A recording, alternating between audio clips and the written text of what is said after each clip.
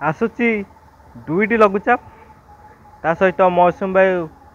सक्रिय रही जुलाई प्रथम सप्ताह बेलू उत्तर ओडिशार किसी नदी में बन्या आशंका को एड़ाई दि जाए नपारे। हाँ आज्ञा मुझे के आपड़ देखते वेदर के चैनल आपण को आम चैनल को स्वागत। आम भी आकलन करूँ जे 3टी लघुचाप क्षेत्र सृष्टि होवार संभावना रही 16 ରୁ 20 और 22 ରୁ 25 26 और 28 ରୁ 1 तारिख पर्यंत। तो एबे जो रही 16 तारिख रु आरंभ होता घूर्णिबल क्षेत्र आज लघुचाप रूप में परिणत होती धीरे धीरे यह स्पष्ट जनित लघुचाप परिणत होवार संभावना रही 22 तारिख पर्यंत सक्रिय रहिबो बिहार झारखंड उत्तर छत्तीसगढ़ और मध्य प्रदेश अंचल सक्रिय रहिबो 22 तारिख पर्यंत जार प्रभाव रे ओडिशा रे मध्य प्रबल वर्षा देखा मिलिबो। बेसिकली जदि कहबा ताले उत्तर छत्तीसगढ़ एवं पश्चिम ओडिशार किछि जिला एवं उत्तर ओडिशार किछि जिले में प्रबल रु अति प्रबल वर्षा देखा मिलिबो जेहेतु लघुचापर पश्चिम और दक्षिण पटक अधिक वर्षा रुहे जहाँफल कि एबे से पश्चिमबंग और बांग्लादेश उपकूल रही तार जो पश्चिम और दक्षिण भागटा उत्तर छत्तीसगढ़ सह पश्चिम ओडिशार किसी अंचल रही उत्तर ओडिशा किसी अंचल रही जहाँफल कि अधिक वर्षा देखा मिलूँ से अंचल और झारखंड में प्रबल वर्षा लगी रही। तो यही पाग आसंता 22 तारिख पर्यंत देखा मिल 23 तारिख बेलू पुणी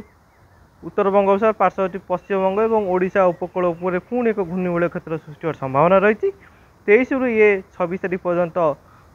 घूर्णिबल रहा लघुचाप परिणत हो मौसुमी वायु सारा भारत को अग्रसर हो ये लघुचाप क्षेत्र जो रुणी उत्तर ओडिशा सह पश्चिम ओडिशा और उत्तर छत्तीसगढ़ में वर्षा देखा मिल। तो ये 28 तारिख पर्यंत वर्षा लगी रही सेकेंड लघुचाप एवं थर्ड लघुचाप अर्थात जून शेष सप्ताह और जुलाई प्रथम सप्ताह बेलू जो लघुचाप क्षेत्र सृष्टि होवार संभावना रही टीके अधिक घनीभूत होवार संभावना रही अवपात बा गभीर अवपात रूप नहीं पारे जहाँफल कि तेलंगाना दक्षिण ओडिशा छत्तीसगढ़ एवं मध्य प्रदेश किसी अंचल और उत्तर ओडिशा सह झारखंड एवं उत्तर छत्तीसगढ़ में प्रबल वर्षा और ओडिशा रे प्रबल वर्षा देखा संभावना रही जून शेष सप्ताह रु जुलाई 4 तारिख 5 तारिख पर्यंत यार प्रभाव देखा मिल ये बड़ वर्षा हो पारे जून शेष सप्ताह और जुलाई प्रथम सप्ताह और से समय उत्तर ओडिशार किसी नदी में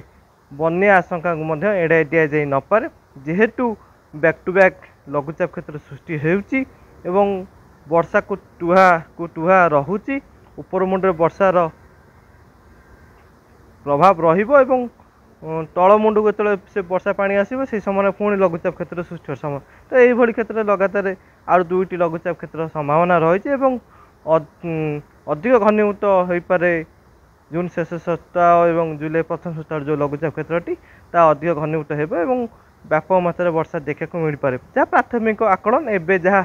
विभिन्न मॉडल विभिन्न जना पड़ी कंडीशन रही पारे जून शेष सप्ताह बेलू और व्यापक मात्रा वर्षा देखा मिल पारे। जदि भी कहवा ताले जदि भी किसी परिवर्तन हो निश्चित भाव में पाणीपाग तो विभिन्न समय परिवर्तन घटे और परिवर्तन हुए तो जदि भी किसी घटे निश्चित भाव में मुझे अपडेट देवी किंतु जहाँ लगुच जुलाई प्रथम सप्ताह बेलू उत्तर ओडिशा किसी नदी में बन्या आशंका को एड़ाई दि जाए नपारे और दक्षिण ओडिशा किसी अंचल प्रबल रु अति प्रबल वर्षा देखा मिल पारे। देखा जदि भी किसी अपडेट आसे निश्चित भाव में मुझे अपडेट देवी। देखुता चैनल को सब्सक्राइब करेंगे लाइक शेयर करेंगे रही नमस्कार।